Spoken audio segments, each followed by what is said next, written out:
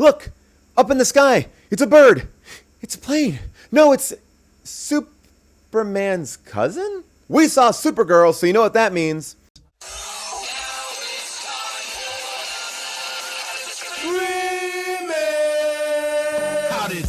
The nigga grow a baby in his belly, rock a rhinestone vest while ripping Justin to Kelly, or maybe see a burlesque show with Nick Crow and take a boat with speed to hitting cruise control. J-Man, Big Paul in the beautiful June, gonna take you from the goob all the way to the room. Ran the games of Street Fighter, helped to blow off steam, just a sucker punch the odd life of Timothy Green. Sharknado, the birdemic, how we staying alive. They call it in the badass and he's on the line, cranking 88 minutes cause they cool as ice, cause a bad Jim Varney looking kind of nice. Paul and June getting literal, Jason is getting laid. June is making sure all the monkey shots getting paid. They judge a bunch of movies while they're making the grade. Here's a real question for you, how did this get made? That's a good look, Haru. What's that smell? Hello, people of Earth, and welcome to Matinee Monday. I'm your host, Paul Scheer, and this is a chance for us to pull some classic episodes of How Did This Get Made out of our vault and put them back into the main feed. But before we do that, we give you a chance to take a little taste, a little listen, to see if you want to hear more of this episode. This is one of our early pandemic recordings. We did this with Brie Larson, one of our favorite people. You know her, of course, as Captain Marvel. She was also in Fast 10, The League, NTSF, and she was so confounded by Supergirl that she needed to watch it twice. We all needed to wrap our heads around this movie. A movie in which Popeyes, not the Sailor Man, but the chicken place, plays a very prominent role. The opening title sequence cost $1 million. And because of that $1 million, they were forced to use a cardboard cutout of Supergirl in the middle of the movie. This movie is truly so bizarre and so wonderful, and we couldn't have thought of a better person to talk to us about this one because it is one of those so bad it's good films. Now, one of the craziest things about this film is that Faye Dunaway lives in an abandoned amusement park, which, yeah, sure. And we talk about the fact that she does still have to pay rent on that place. So we get into that and what it would be like to be a real estate agent who might have to show an abandoned amusement park to a supervillain. So here, take a listen.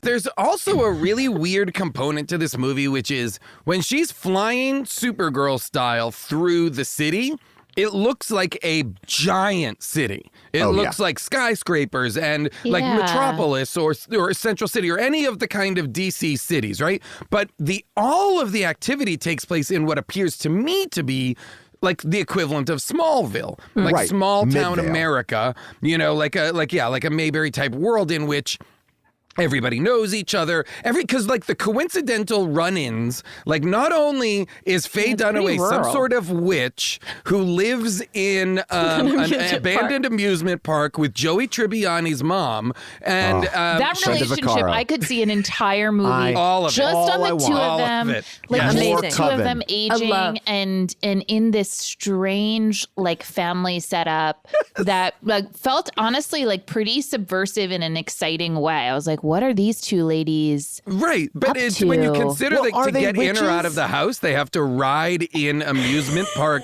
like cars. I mean, that's like Silver Spoons, and I know I'm dating myself here. That's Silver Spoons level shit where like a train is going through the house. Like, except that Silver Spoons, they put a train in an actual home. They live in a haunted house or they live inside a ride. And they do make a reference to like, oh, the rent is getting higher. I was just about to say, I could not handle them being like, how are we going to pay these bills? It was like, how about turn the amusement park on? Why are you in an Open it. First, right? Make it a commercial. You are in a commercially zoned building. Now, You're living in a business. Think about it like this. They're paying rent. So that means at some point they were looking for apartments and they looked at a bunch of places and the realtor was like, you know, I do have this one place. We should go look at it. Brought them to an abandoned amusement park and they were like, we'll take it. So many questions like, are there showers? Probably not. Probably not. Why would there be? And also that they go through all the bills. They're like, oh, Right. rent and the electricity and the water. And then they're like, but property taxes? And she's like, I've got it handled. I've got this glass gourd looking thing that's going to save all of our property tax issues. You would think they were like almost squatters or were like the villains who took over an abandoned place and are now using it for, that's like a real comics thing, but they pay rent and have enormous house parties there. Can I also just talk about, I just want to appreciate the open floor plan. They must have taken down a couple of walls in there because also it seems like Faye Dunaway, who, like I said, give me more of Faye Dunaway, give me more of Nigel. I want all of these characters. 100%. Her bedroom is in the main part of the house. Yeah. Brenda Vaccaro's bed is nowhere to be seen. Like, I don't know, like, does she have a separate wing?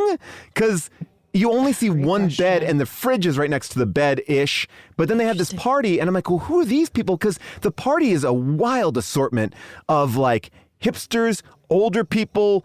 I can't make heads or tails of these people. Especially for the fact that they appear to live again in like a small Midwestern town.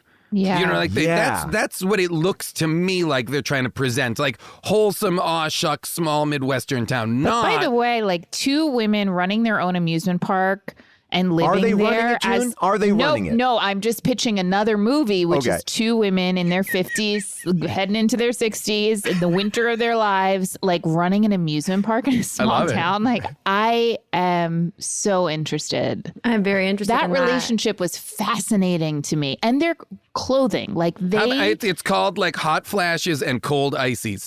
You know, it's about two perimenopausal women who are running running an amusement park. I'm into this. I really am. And like because I don't know, there were so many things that I loved about this movie. The main thing was their relationship and their clothes, because they were like dressed up a lot. Like always dressed up. Always. They were always like, dressed to the nines. Fashion is a big deal. Yeah. The fashion's great. So the fashion is great. I agree. And I liked that they were, and I think I'm right in saying this, although now am I right? They were witches, right? That was their kind of like. My question. Okay, so I don't know if they were both witches. Okay. Well, I don't know if they are. See, I was asking myself this question watching it the second time because I'm like, what makes a witch a witch? Because she Sometimes I basically feel just like has I'm a witch. access to a library of spell books. Right. So she actually doesn't know how to do anything except when she's reading word by word how to do the spells. So does that make you a witch, or does that make you have a witch library? Well, because this is a good point, because Nigel seems to be the key to unlocking her witchiness, because there are points in the movie where they look in a mirror and you can see Supergirl, and then Brenda Vaccaro is like, how did you do that? And she's like, I don't know. Yeah. I don't know. I feel like being a witch is like being a real estate agent in LA. Like, it's available to all of us. You know what I mean? Like, at any given point, we could announce that we're real estate agents. And nobody's going to question it. Well, you do have to take a test, but I will say this. If that's the case, I would love to show you a beautiful 2.5 bedroom in West Hollywood. It's just your upstairs, right, Jason? That you're looking for a roommate. It is. I need There's roommates. a great apartment in the Phantom Zone that has a bed very prominently displayed for some reason. It's got dark mud baths. It's got everything. And you're right, Paul. You do have to take one test. And no disrespect to all the real estate agents who are listening in. I know there is one test you have to take. Main part of our audience. All right, that is it. You can find this entire episode for free right now wherever you get your podcasts. If you want to listen to the entire thing, please do. We would love it. And if you listen to the show on Apple Podcasts, please remember to follow us, like, subscribe, write a review, give us 5 stars. It all helps in the grand algorithm. I don't understand it fully, but I know that helps. Anyway, tune in every single week here to watch me break down a new classic episode of How Did This Get Made. See you next time. Bye for now.